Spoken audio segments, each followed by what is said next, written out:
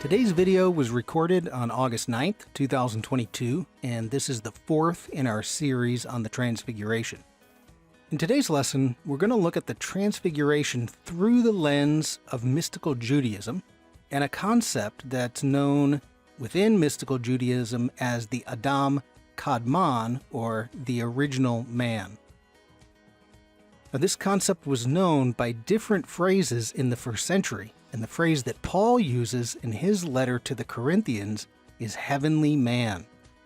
So there's a heavenly man whom humanity is made in the image of, who pre-existed creation, and through whom all creation came into being. And of course, Paul is referring to Jesus.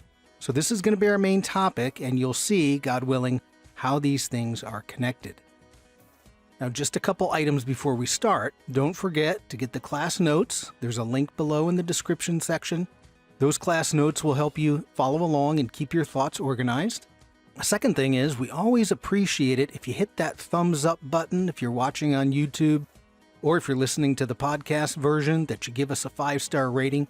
This is one way you can support the ministry by helping those algorithms notice our videos and then promote them to a broader audience, and we thank you for that.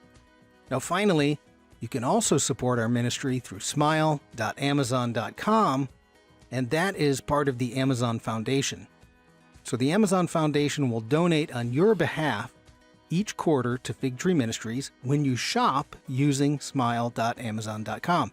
Now, if you're not using smile.amazon, make sure you do, because every time you shop on Amazon without using it, it leaves donations on the table for many nonprofits that would really appreciate that help.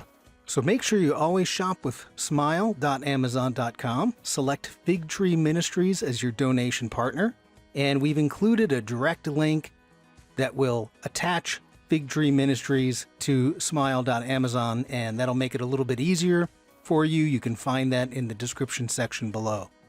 So we hope you enjoy part 4 of the background to the Transfiguration of Jesus, and how we can find meaning in this event through the concepts found within Mystical Judaism.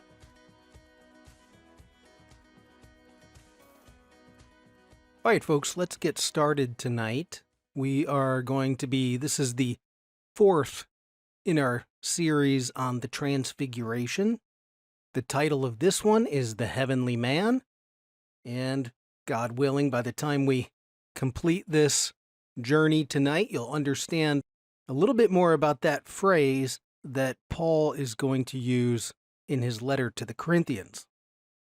So our background photo, we've seen this before if you've been going through the series. This mountain is in the northern part of Israel, right on the border of Lebanon and Syria. And the mountain is called Mount Hermon. And Mount Hermon is the mountain that scholars believe today to be the mountain that the Transfiguration took place on. Church tradition has placed it at Mount Tabor, a little bit to the south, but scholars today point to Mount Hermon for various reasons. One of them, as we'll see in a couple weeks, in Psalm 42, Psalm 43, they talk about Mount Hermon and Caesarea Philippi. The story that immediately precedes the Transfiguration is at the base of Mount Hermon. So that'll be our background for tonight. We'll start off this lesson tonight with a brief review of what we've done over the past couple weeks to help bring that to the forefront of your mind. And each week, we've been starting off with something that looks like this. This is what we would call a mind map. So a mind map is an artistic representation of all of the aspects that feed into something. It's not linear. In fact, because in this spiritual growth community, when you're on a spiritual journey, it's often represented as a little sea creature called the chambered nautilus. And that's what the background of this is supposed to look like, a chambered nautilus.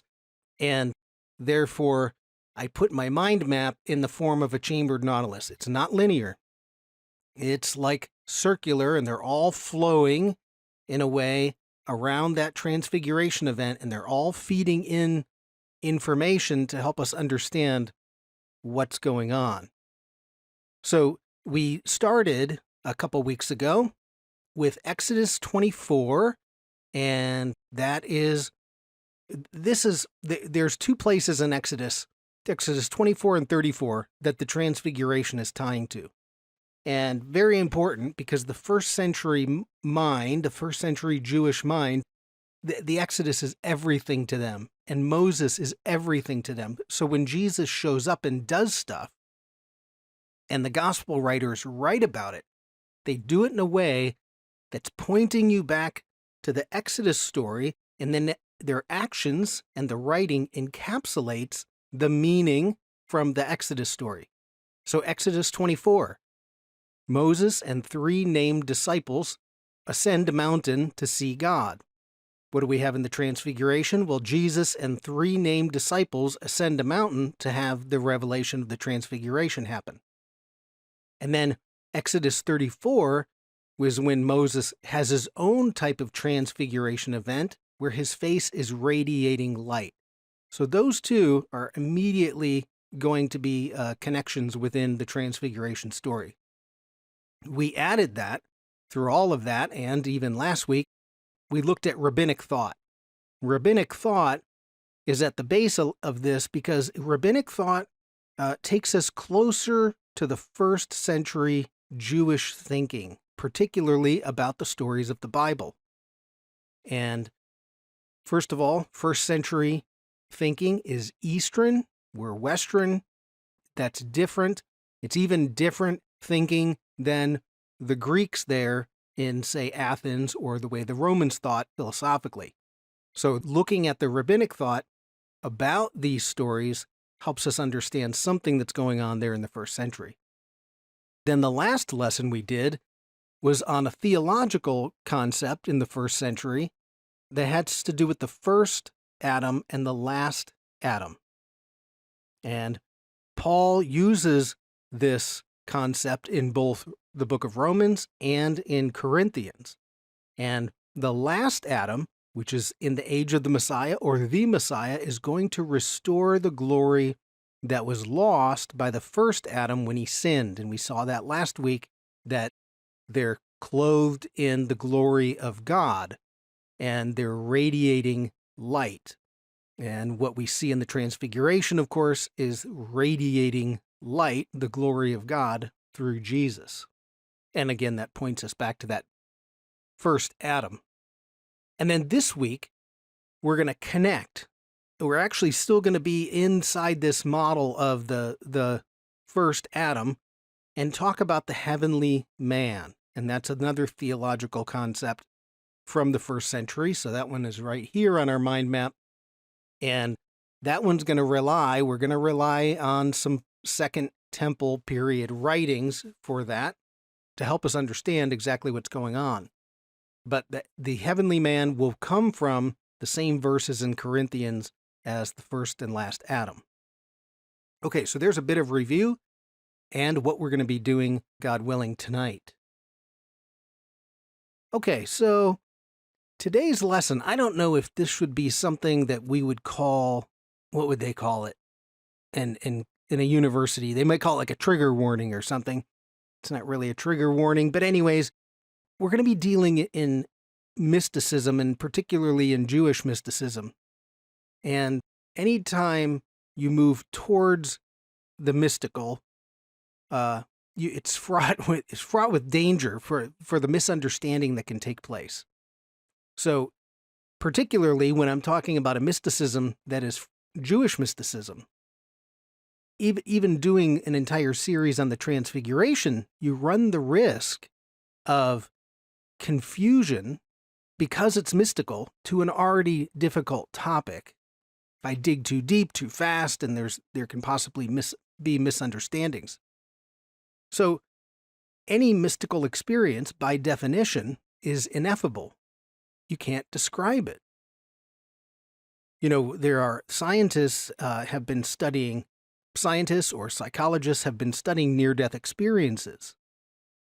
One of the most common thing that comes from a near-death experience when the person is describing it is they'll say, I can't describe it. I have no words. The words I'm going to use in English to tell you what I experienced don't even come close to telling you what it was like. That's a mystical experience. Very difficult to describe. So, because in a mystical experience, you're in touch with a reality or the reality of God's cosmos that's not apparent to our senses or obvious to the intellect. In fact, when we think about our intellect, and in the West, we're very intellectual in our faith. The intellect is the number one reason why we have such difficulty connecting to the spiritual realm, which, of course, the spiritual realm is mystical. It's very difficult for us to describe. Maybe you've met somebody who has a very high intellect, and therefore, because they can't solve with their intellect God, they don't believe it, right? What's keeping them from God is their intellect itself. And so I bring this up because I run the risk tonight of losing some of you. I'm very aware of that. And in no way am I trying to make this too complex that somebody would get to the end of this and say, now what on earth was that all about? But unfortunately, to talk about the mystical in any way, shape, or form, you're going to lose somebody along the way. And I absolutely don't want that to happen. And I apologize if I lose you. So there is a risk in doing this. There's an idiomatic phrase that comes out of the Jewish writings that says, woe to me if I talk. I'm paraphrasing it. Woe to me if I talk. Woe to me if I don't talk. So that's kind of how I feel like this. Woe to me if I talk, because I can present something to you and inadvertently create confusion. But woe to me if I don't talk, because then I'm not sharing an aspect to the Transfiguration that you may be able to look at.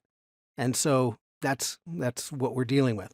Now, if I had any goal for tonight, my goal really tonight is to show you that there is a window that exists through which you can look at the Transfiguration and understand something about it, about the nature of God's cosmos, of the nature of who Jesus is, at least from the perspective, it's going to be through Jewish mysticism, but from the perspective of some in the first century.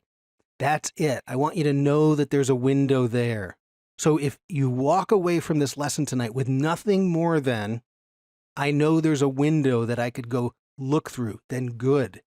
Because at some point, you can go back, you can do some reading about it, you can end up coming back to the window and looking through it, and I can assure you, because this is what happens, the experience of people, is that over time, God gives you insights, right? So the first time you hear it, not really sure what that was. Second time, I think I got a little bit more. Now I do some reading over here. I hear something else about it. And God eventually gives you the insight. So if anything, I just want to open up that window. And again, I apologize to anybody if I lost you along the way. That's obviously not my intention. So, okay, let's keep going then. This is going to be our main topic, is this concept, a theological concept of the heavenly man. And we find it in 1 Corinthians 15, 44b to 49. Now, if you were following along last week with our lesson on the first Adam, last Adam, we're at the same verses. So, Paul is inside he's in one metaphor, first Adam, last Adam, and then he switches a little bit to earthly man, heavenly man. Okay? So let me just read it for you. This is starting at verse 44b, so the second half of verse 44. If there's a natural body, there is also a spiritual body. So it is written, the first man, Adam, became a living being, the last Adam, a life-giving spirit. So there you have first man, Adam, and the last Adam. That's what we did in the last lesson. The spiritual did not come first, but the natural, and after that, the spiritual. Okay? Then, verse 47, the first man was of the dust of the earth, The second man is of heaven. So now see Paul's switching his metaphor slightly. As was the earthly man, so are those of the earth. As is the heavenly man, so also are those who are of heaven. And so we share with the earthly man, right, Adam, but we also share the heavenly man. And now Paul's going to tell us that just as we have borne the image of the earthly man, we reflect something about the earthly Adam, so shall we bear the image of the heavenly man. And that's what Paul is going to encourage us to do, is to bear the image of the heavenly man. Now, what image are we made of? Well, Genesis says the image of God. And now this is where we get into a bit of a problem here, and what the mystics are going to dive into is in this idea right here, heavenly man. And we'll talk a little bit about the background of that to show you that this phrase was in use in the first century. Okay, so that's where we get it from. You can go back and reflect on that when you have some time. Okay, now, number 3 on your handout has to do with the paradox. Now, first of all, there's a book that I will link to at the bottom. It's a book on, in Jewish mysticism, the word they use is Kabbalah. It means to receive. You're receiving the insight of the mystical from God. And Kabbalah, not the Madonna Kabbalah of Hollywood, completely different. But this book is an introductory to Kabbalah written by a Jewish professor.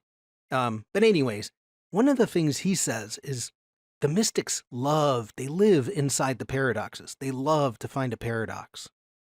It's the paradox. It's in that tension of the paradox that we discover amazing things about God. Now, the part of the reason I bring that up is that Westerners don't often like paradoxes. We want things orderly, scientific, linear, so that we can solve them and put them in our spreadsheet, take them to the lab and replicate them. But of course, God isn't always like that. So it's in the paradox that we gain insight into God or the nature of reality. And you can see, Christians, you can recognize some of these paradoxes. In order to gain life, you must lose your life. In order to live, you must die. And that makes no sense, right? The world says, what? That's crazy. That doesn't make any sense at all. But the idea of giving up your life, actually then, to lose your life, actually you end up gaining life, right? And it's, very important for people to understand things about, like, if you want to be truly free, or say for liberty to reign, then you must voluntarily accept rules or disciplines for your life. So someone who runs around and thinks, I want to be completely free and do whatever I want, ends up not free. They end up in bondage. Whereas those who adopt voluntarily the disciplines or the rules of God or the rules of society can end up living a very fulfilling and free life. So there are paradoxes in the world, and of course, this one in the Bible is a paradox about the image of God. Okay, and so the mystics within Judaism, they're struggling with some of the aspects of God and His creation, and they're trying to solve this tension that exists, okay? So there's a couple problems that we have to take a look at. So, first of all, beautiful painting by Michelangelo. That gap between the two fingers, between God, this gap right here, this gap between God and man is significant, yes? Not on that painting, but it is significant. And this is a huge problem for humanity. It's a gigantic divide. And what's interesting is once you become aware of this divide and the problems it creates for humanity, you'll see it everywhere. So here it is. So we are finite, yes? But we exist within the reality of an infinite God. And we can't, as a finite being, we cannot fully understand an infinite God. This does not mean you can't sufficiently know God. You can have sufficient knowledge of God. Say you can have sufficient saving knowledge of God, but you can't have total knowledge of God because we're finite and he's infinite. And so we call this, people try to put God in a box, right? And then God constantly breaks that box open because you can't create a box that God will fit in. There's always going to be a mystery. One of the verses, and I put this on your sheet, is Isaiah 55, verses 8 and 9. And many of you already know this one. It's, my thoughts are not your thoughts. My ways are not your ways, says the Lord. It's like, okay, I don't know. We don't always take that seriously enough to remember that we can't fully understand the totality of who God is. You can see this in the argument not the argument, but the dialogue that's going on between God and Job. God eventually has to say to Job, were you there when I stretched out the heavens? And of course, the answer is, no, you weren't. So you can't fully understand everything that I've done. And one of the things that happens is that people, if we don't keep aware of this, we will falsely believe that we have all the information. We have the total package. And when you believe that you have all the information needed, you can very easily become totalitarian. And over the course of church history, the church has at times become quite totalitarian because anything new that's introduced gets immediately rejected, often in the form of persecution. So this is a big problem. We have finite human beings up against an infinite God. Okay, second, God, by his very nature, is unlimited, and we are beset with limitations. So there's an old, it's like it's a mystical question. What does God lack? And what he lacks is any limitations.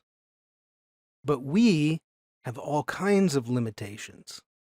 So we can't tell the future. That's one that just drives people nuts, right? That's why people from the beginning of time have tried to figure out ways that they can clearly understand the future. Well, that's one main limitation. We don't have all the information that we need at any given moment. So we have missteps in life because we just didn't know all the information at that moment.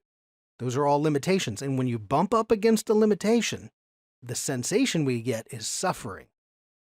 So you don't know the future, you suffer anxiety. You have a limitation of your body, you suffer death. The next one. Okay, so God is infinite, we're finite. God has no limitations, we have all kinds of limitations. And finally, God has no image or form. But, the Bible says, and here's the paradox, we are created in the image of God. Now, how can that be? How can we be in the image of God when God has no image? How can a finite being be created in the image of an infinite being who has no image? So, you can see the problem, this tension that's building. There's a paradox here. There must be something, some aspect of God that reflects a human being. Okay? Now, one thing that to point out, the Bible has all kinds of warnings about making an image of God. Yes? So there's all kinds of warnings about making that image. And one of the reasons that there are so many warnings is that the moment you create an image, you immediately place limitations on God. So it's not just, hey, I have a lifeless idol out of wood. I'm expecting this lifeless idol to be able to affect the reality around me, right? that's kind of what we think when we think do not make an image. And I agree, don't make false gods. But the image is deeper than that. When we create an image of God, you immediately place limitations. And in some strange way, we're projecting our own limitations onto God. And so we have to be very careful. And the mystics are very careful about reminding themselves all the time to not place the limitations on God. So one of the prayers that I will pray for myself is, God, help me not limit you through my own limitations. Let God be God and let me be me. And so we have to recognize our own limitations. It's very important to finding peace. And then you voluntarily accept all of those limitations. Because when you live fully within those limitations, you live a fulfilled life. Now, I'll give you an example because you can see it. It's all around us, right? So first of all, this painting of God is a limitation. We've immediately made God an old man in the sky. And so for a lot of people, that's how God exists. He's like an old man up in the attic, up in the sky. Every once in a while, he zaps somebody with a lightning bolt, but he's not interactive. Now, where do we get that from? Well, our artwork is always placing God as a bearded old man in the sky. So it's a father figure in the sky, a judgmental father figure in the sky. So that we immediately, even though those are metaphors for God, taken too far, we place limitations on God. Just by the way, just so you know, looking at this Michelangelo painting, scholars think that what's going on here, because you go, you're kind of like, what are all these angels surrounding God, and what are they sitting in? It's kind of like a conch shell or something. And what scholars think is that he was trying to replicate a brain, that God is in your brain. Now, whether that he meant that literally or metaphorically, but if you look at it, the gray matter of a brain, if you sliced it in half, would be all the angels surrounding God. Then you have like that green sash that's going down would be like the brain stem. Anyways, just a thought as you look at that artwork. But let's say I walk up and I said, okay, everybody, here's where I see God, because I'm limited and I'm going to have to draw my limitations of where I see God. And I walk up and I say, this is how I see God. And of course, my circle encompasses everything. It has all my limitations in it. And what's bound to happen when I do that? Well, the next person is going to walk up and they're going to say, no, I see this. And then the next person walks up and says, no, I see this. And sure, we have some overlap there, but you're wrong and I'm right. And this has been happening throughout all of time about when it comes to knowing God, because what we're doing is we're placing our limitations, again, onto something that's unlimited. Even the Jews of Jesus' day were divided, and they were dividing rapidly into sects of Judaism, and they would adopt one thing or another to say, this is why our belief is correct. The Pharisees believed different than the Sadducees. The Essenes separated from the temple. The Nazarenes up in Galilee. Everybody believes something a little bit different. We also see this within the church, right? The eastern half of the church versus the western half of the church. You see it in the history of Protestantism. The moment Luther protested the Catholic Church, that's how we get the word Protestant. We protested the Catholic Church. Then everybody began protesting each other. Well, I don't think child baptism, so we're going to do the Anabaptist movement. I think you can get in touch with the spiritual, so the Quakers are going to go. And if you look at the history of it, every time someone disagreed with another, usually more powerful entity, there was persecutions. I mean, just look at the whole history of, say, the state of Pennsylvania and how they were fleeing from persecution by other Christians in Europe. Anyways, the point is we have to be very careful about, one, limiting God, but also we have to figure out how are we made in the image of God, yet God has no image or form. How does this work? And this is exactly what they're wrestling with. Okay? So, this is what they came up with. Okay, I'm gonna depict this crudely, but hang with me. Just get the just the broad gist of what I'm saying here.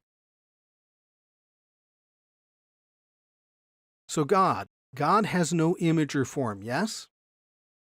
Then you have man, because Genesis 1:26 says, let us, there's an interesting one, plural, let us, plural, make man in our image. So man is an image of God. There's your paradox. All right, how do we solve this? Well, they said, look, there must be something as an intermediary in the heavens, right? In the ancient world, the belief was that everything here on earth had a counterpart in the heavens. And so the stars, when they look at the constellations, that wasn't just something out there, that was representing something here on earth as well. So there must be something in the heavens that is going to then create, or the image of God is going to reflect. Okay? And this is where you get the idea of a heavenly man. A man in the heavens that when we are made in the image of God, we reflect that. Okay? So this is the big problem. What's that intermediate step from no image to image? Okay? Now, here's what the mystics came up with. This is the Jewish mystical solution. They stepped in and they said, okay, look, we get it. We're going to be very sure to recognize that God is infinite. He's unknowable in his totality. Okay? But God is infinite. How then can he make finite creation? So he has to manifest himself in some way, shape, or form into the finite world. And what they said was, when God manifests himself into the finite world, going from infinite to finite, in that creation process, what appears first is a heavenly man. That when God goes from infinite to finite, it looks like a man or humanity. We'll talk about the names in a minute, but Adam Kadmon, that's the mystical one, the original man. That's what that means. Adam Kadmon. What's the original man? Our Bible, the heavenly man. Also, they called this, first century, the Word. We'll talk about that in a minute. Okay? So, this is where I'm bound to lose people. God is infinite. He has to come into the finite. When God enters the finite, when he manifests himself into the finite, it shows up as humanity. So that then you move along, and now you can say, aha, humanity is now made in the image of God. It's God, but it's God in the finite. Okay? That's what we're going to look at. So, the names for this. Let me just go over them real quick. If you Google Adam Kadmon, you'll find articles about the Adam Kadmon. It's associated with Mystical Judaism, and it's associated with the Middle Ages, but likely stretches much further back than that. You find the same ideas in the first century. And I think Jews were always trying to solve this problem. Paul, and also another writer in the first century, uses the phrase the heavenly man. And then we also have the Word of the Lord. And I'll show you in a minute. It is the Word of the Lord that does the creating. Right? Now, what about this verse? In the beginning was the Word, and the Word was with God, and the Word was God. That's how John starts his gospel. So, all of these names are pointing to the finite manifestation of an infinite God. Okay? So, here's their thought. This is, again, we're going back to Jewish mysticism. The infinite is moving into the finite. And what flows through the heavenly man is now everything that's going to bring creation into being. So all things were made in him and through him. Because now we're moving, again, infinite to the finite created world. And what they said was that at what comes through that is light. Let there be light. And so what you have here is God the Father, the infinite one. You have God the Son, the manifestation of the fullness of God, the firstborn of all creation, who all things were created through. And then you get something like the Holy Spirit, the outflowing that comes out of God and the Son into the world to create the world. And that's exactly what we find in John chapter 1. All things through him, all things were made. Paul writes in Colossians, for all things were created in him. So it's a very simplistic model, obviously. I'm trying to take something very complex and put it into a simplistic model.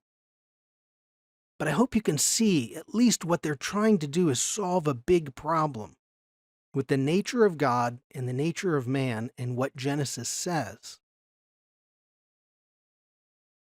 Now, let me show you a book. I'm going to put up a resource here. I'll have a link below in the description section, and it's also on the handout.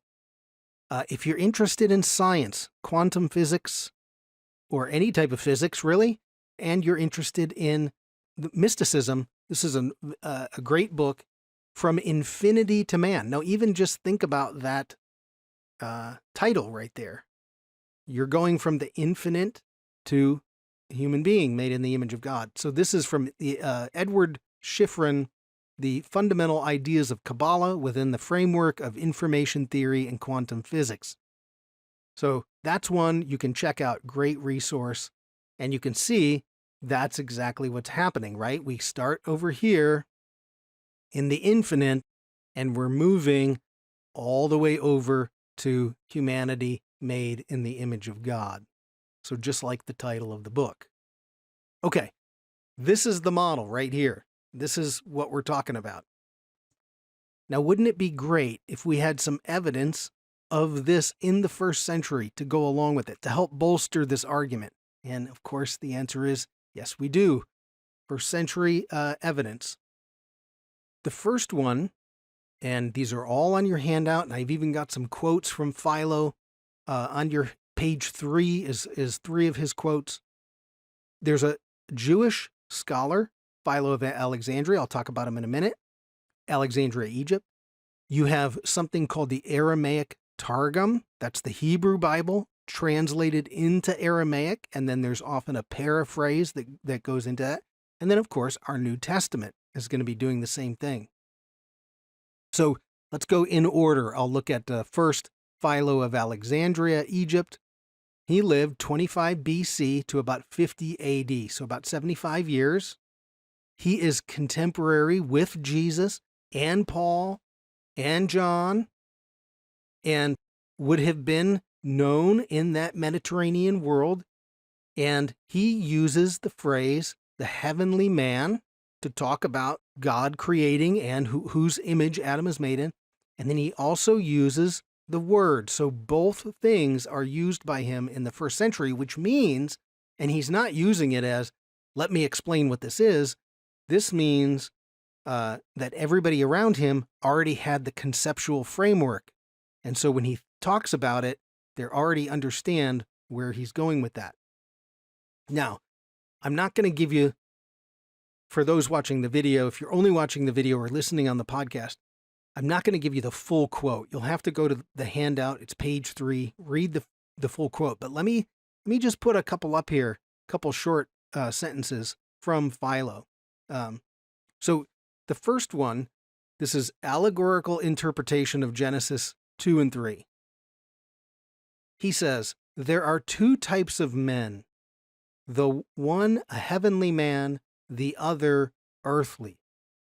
Now, this is exactly what Paul is saying to the Corinthians. One is a heavenly man, and one is an earthly one. And you are what Paul is saying. Oh, by the way, you take after both of them. You have a physical body like the earthly man, but oh, by the way, you're supposed to reflect the image of the heavenly man. All right, so that one right there is an obvious one. From Philo, that's Philo. Another one from Philo is this, and he's talking about the firstborn of all creation, and look what he calls it. God's firstborn, the Word, and in Greek, the Word is logos. The Word. In the beginning was the Word, wrote John. Okay? Now he goes on to say, who holds the eldership among the angels, their ruler as it were. So we have writings from Philo from the 1st century. Yes? And there's another character in the New Testament that could link us closer to Philo, I think. And he shows up in association with Paul and the city of Corinth. And, oh, by the way, Paul's letter to the Corinthians, which we just read. And his name is Apollos. And what we find out, you'll have to go read these in the text. They're on your handout. We find out that Apollos is from Alexandria, Egypt. He's described as a learned man. He knew the scripture, the Hebrew Bible, well. And it says, he taught the way of the Lord, and he spoke accurately about Jesus, even though he only knew of John's baptism. So he gets it. And surely Apollos is familiar with Philo. Now we also find out that Philo, in Acts 19:1, he ends up living in Corinth. And eventually, because both Paul and Apollos are teaching in Corinth, there becomes a problem. And you can read this in 1 Corinthians 3.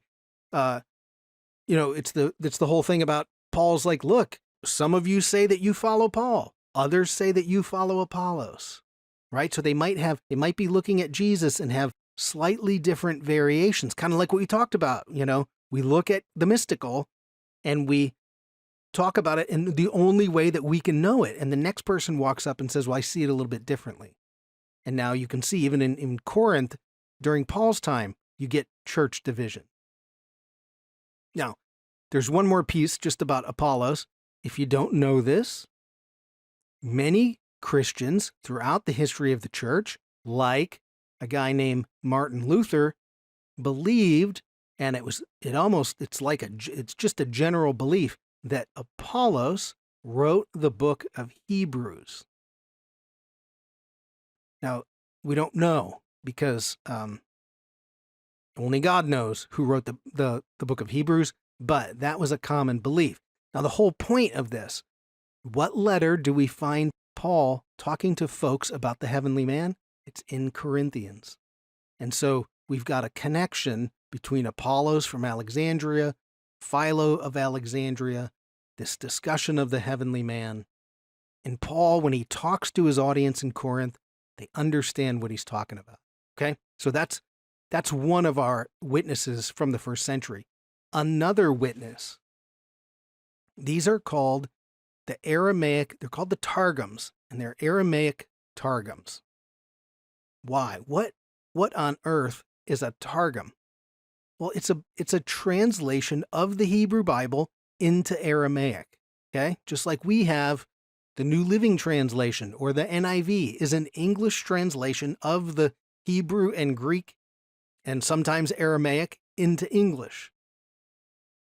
So the Old Testament, in Jesus' day, the only scripture they had, the only scripture that Paul had, the only scripture that Peter had, is the Hebrew Bible, and it was written in Hebrew. And of course, not everybody spoke Hebrew around the world, not every Jewish person. So at one point, they want the Hebrew Bible translated to Greek. That's called the Septuagint. Okay? And then you also get people who speak Aramaic. And so say you get in Palestine or in that area of Israel in the first century, you had Aramaic-speaking people.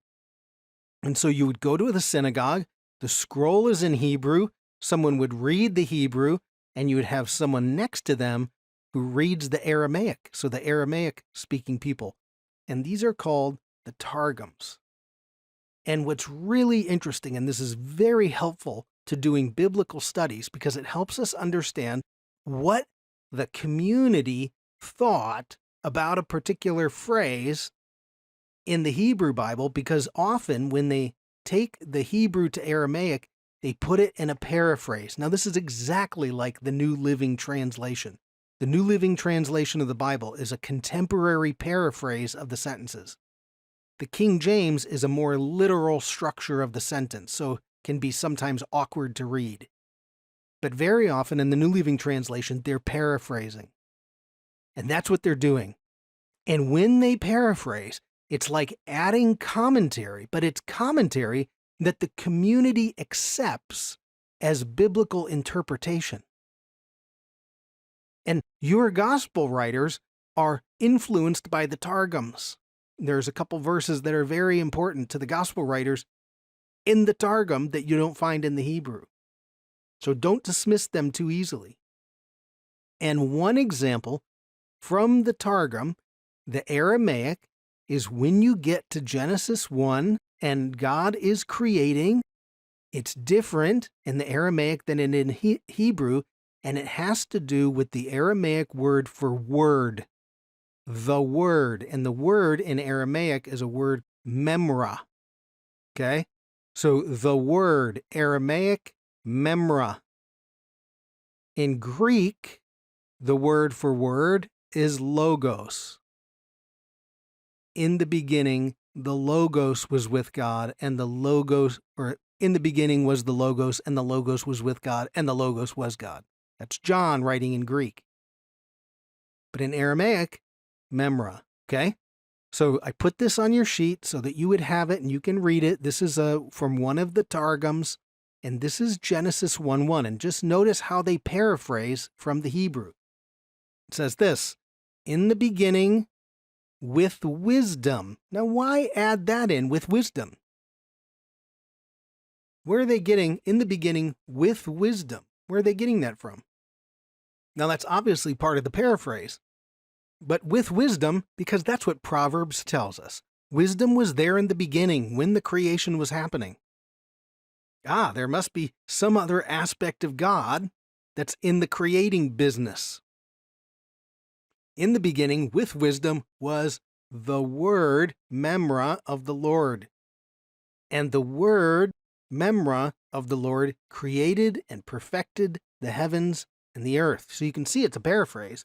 But the point is, the word.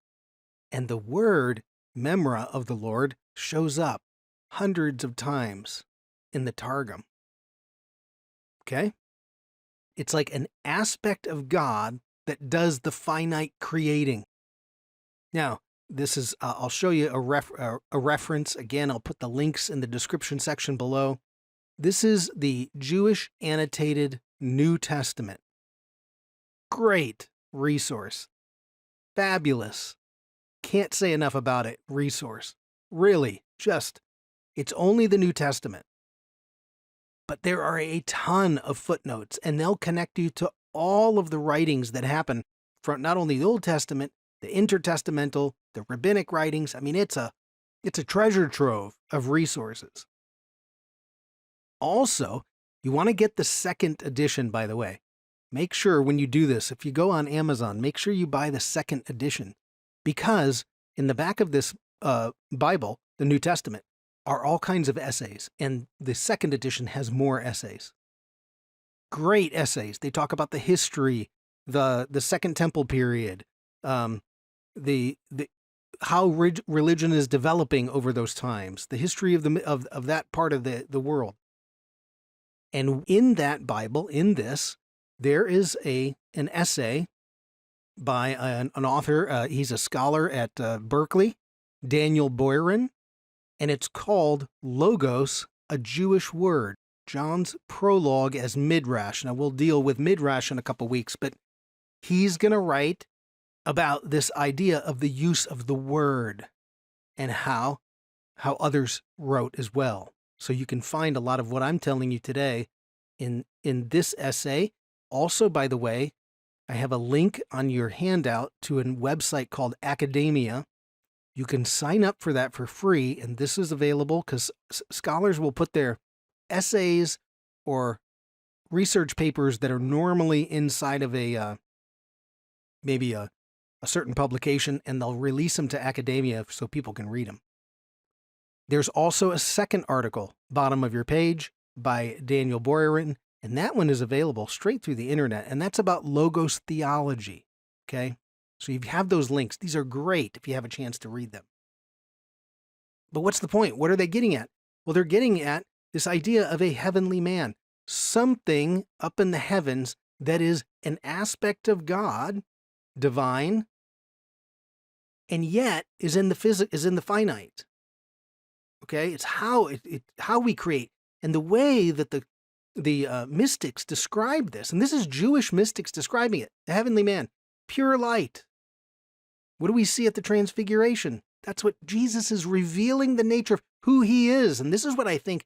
So Philo says this heavenly man that you see on your screen here, oh, that's just an idea. Paul and John, they show up and they say, no, no, no.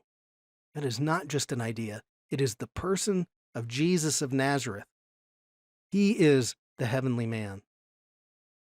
Why? Well, he's pure light. Second, he pre-exists creation. It's through this it's an aspect of God. And I hope you're hearing, this is the beginnings of what would come to be what we know as the Trinity. Now, we don't have time to go through the history of the Trinity, but the Trinity takes a couple hundred years for Christians to hammer out what we know today as the doctrine of the Trinity. It does not happen in the first century. But these are the beginnings. And by the 4th century and the 5th century, the Christians are hammering out now a more solid doctrine of the Trinity, and there's tremendous opposition between Christians and Jews. And so Jews go one way and say, no, no, no, there's only one God. We've never believed in that, having multiple aspects. And the Christians make it decidedly Christian. So the heavenly man pre-exists creation. All creation comes through him, and we're created for him. We'll read that in a minute. The heavenly man is a blueprint for humanity, right? Just like an architect needs a blueprint, God creates a blueprint. And we then are created in his image. And so when Paul wants you to transform to be Christ-like, it's because that is what all humanity is going to be set against. He's the archetype for humanity. The heavenly man is considered incorruptible, sinless in a way. And this is really important to understand about the nature of Jesus, because he shows up as the perfect archetype of a human being. Why? Because his divine nature is the perfect human being. And this is this is really important. The archetype is incorruptible. It's the ideal of all humanity. And what happens, the ideal becomes the judge. The ideal judges us. And therefore, Jesus is the ideal and the judge of all humanity. And this is why Peter, Acts chapter 10, says that God made Jesus the judge of the living and the dead. And this just, if you open yourself up to set yourself next to the ideal, what happens? The ideal will cause you to see all of your cracks in your foundations. It can be very painful for people. When people have a crack in their foundation, they will hide that from themselves. They'll shove it down because it's too painful to look at. And many people, when they try to move towards God in an earnest fashion, what happens is the cracks in your foundation are exposed. It hurts. God wants to heal it, and he can, but people will stop. This is so key. The ideal is the judge. And what's worse, it's the story of the Bible. is humanity wants to murder the ideal. That's what we do. One of the many faults of humanity. We murder the ideal. Why? Because the ideal judges us. We don't like to be judged. It's the story of the Bible. The first human beings, Cain and Abel, what happens? Abel is righteous. He's the ideal, and his brother hates him and murders him because he's judged by the ideal. You look at the story of Joseph at the end of Genesis. He's an ideal.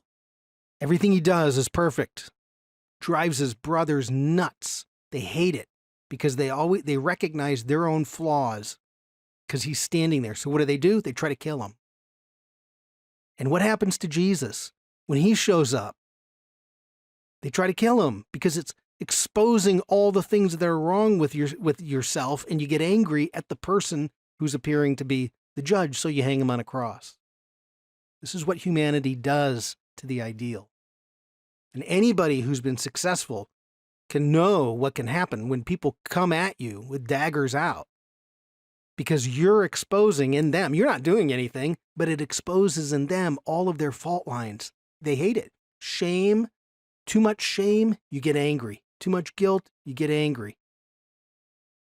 Too much judging, you get angry, and you'll lash out. So it's really, this is the heavenly man, pure light, pre-exist creation. Everything through him. Now, those are all Jewish thoughts, by the way. That's mystical Judaism. But you can see how it lines up with the text. Right? Now turn to Colossians 1, 15 to 19. Listen to what Paul says.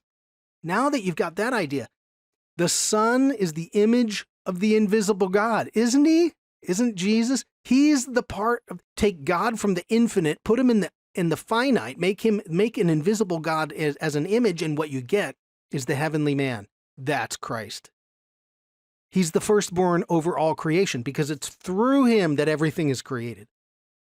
For in him all things were created, things in heaven and on earth, visible and invisible, whether thrones or powers or rulers of authority, all things have been created through him and in him. It's exactly what my little model was showing you. And then if you go down to verse 19, for God was pleased to have all of his fullness from the infinite dwell in him in the finite. So God's fullness dwells in that heavenly man. This is amazing. And what's happening here, Jesus, this is what the gospel writers, Paul is telling us, especially John. John does it in very creative ways. They're telling us, they're presenting us that heavenly man is right here. And when they go up on that mountain and he transfigures in front of you, and it's the revealing of the true nature of who he is, radiating light, his clothes turned into bright light like lightning. That's that heavenly man. Okay. Now I gave you another sheet here, and we need to talk about it very quickly to help you understand. This is like kind of the final nail in the coffin, or whatever we would say. If you Google this, you'll find it. You'll find they're called the 10 Sephirot, or the 10 emanations, and it's too difficult to try to describe. Look it up, 10 Sephirot, or the 10 emanations. So if you do an artistic representation of the Sephirot, what you get is something like that. They will always draw it as a king with a crown, or a man with a crown, right? So on your handout, you have something that looks like this. And that's going to overlay, and it's very insightful about humanity, as the image of humanity. But I want you to notice, this is to talk about it with Jesus. I want you to notice the top one and then the bottom one. So at the top is a crown. And that actual Sephirot is not really technically part of the heavenly man, but it tells you who he is. The Christ, or the Messiah is a title. It tells you who he is. He's a king. Who's the King of Kings and Lord of Lords? It's exactly what our New Testament is telling us that Jesus is. And of course, we go down to the bottom, and what's at the base of it? But the kingdom of God. That the man who stands like this in the heaven is the one who stands as king over the kingdom. And that's exactly Jesus is Lord. Now, the more you can learn about even these 10 Sephirot, the more you can see how it starts to come out about what they're, when you look at these different aspects. And if you want to be created in the image of that, then these are helpful for you to understand about yourself as well. Now, Jesus is the king, yes, and I want to show you something so cool because John's entire gospel is presenting Jesus as the Word, the Son, or the heavenly man. Now, John doesn't say heavenly man, he uses word, but it's the same thing. He's the king. He's the king who's going to restore the glory of the first Adam. And so John 19:5, the reason that this is so important is John tells us the story differently than Matthew, Mark, and Luke.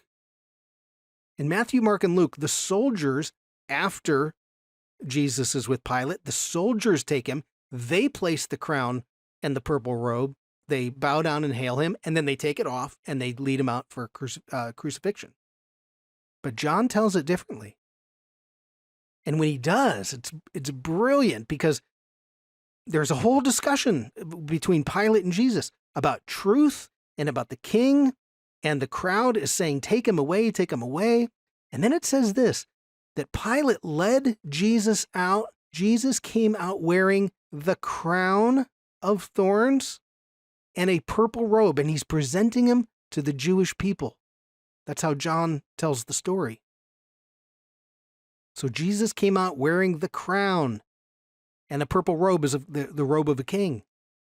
So Pilate is presenting Jesus as the king, and then he says to him, which is so important, behold, that here is like a, here is, behold the man. Now, how do you say man in Hebrew? Adam. And it's brilliant what John is doing. He brings Jesus out in the crown as a king and says, Ha-Adam. Now that's in Hebrew, but point is, here is the Adam, the glorious Adam. Yes? And John's gospel is all about the glory of Jesus. It's brilliant. It's absolutely brilliant. It takes some work, I understand it, to have eyes to see. That's part of the story of the Transfiguration. Do we have eyes to see the reality of who Jesus is? It's just brilliant. Okay. Oh, by the way, John, right? He's telling you about Jesus as the ideal one, the heavenly man. He's the ideal, and he, by his very nature, is going to judge everybody in that audience, and they hate it. And so what do? They kill him. And that's the story of humanity. Okay, quick review. Heavenly man. First of all, we start with a paradox, right? We're starting with a problem. We're trying to, the mystics are attempting to solve a problem. God has no image, yet humanity is made in the image of God. And so now, how do we solve that? How do we solve an infinite God coming into a finite world?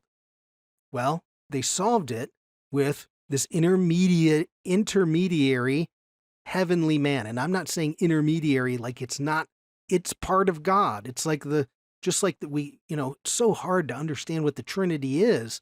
Father, Son, Holy Spirit, they're all of the same substance. But it's like he's part of God, but it's the God, an infinite God moving into finite. So it's the heavenly man, the Word. It's this right here, right? The no image. We have image of God, and you have this giant space in between. And what shows up there? Well, to the mystics, it's right here, the heavenly man. And the heavenly man now becomes how you get image of God for a human being. Then we looked at, and so this is where you want to confirm, would this be something that would have been thought in the first century? Yes.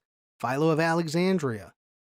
That's one place we can go. You can go to the Aramaic Targums as long as we understand what's going on with those Targums. And then you get to New Testament and John and Paul, and they're all confirming this to say, oh, well, or even maybe correcting Philo. It's not just an idea, Philo. He is, in reality, he's the light of the world. Now, light, or the light of consciousness, and I believe it's light of consciousness. It's not just, because we can't see Jesus, but using our spirit and conscience, having the light of consciousness, we understand that he's there. He's the light of the world. Okay, so that is the heavenly man, Transfiguration, part 4. Look, here's the deal, folks. If you made it this far, learning takes repetition, right? Repetition is the mother of all teaching. And just like if you've watched a movie the second or third time, you see things or hear things that you didn't see the first time around, please take the time. It will be worth it to go over this lesson again. Take a look at the articles that I put up. Maybe purchase one of the books that I have down in the recommended books. Truly will help you in the long run. And I guarantee you that God will honor your efforts and help you have understand a different aspect of Jesus through this transfiguration.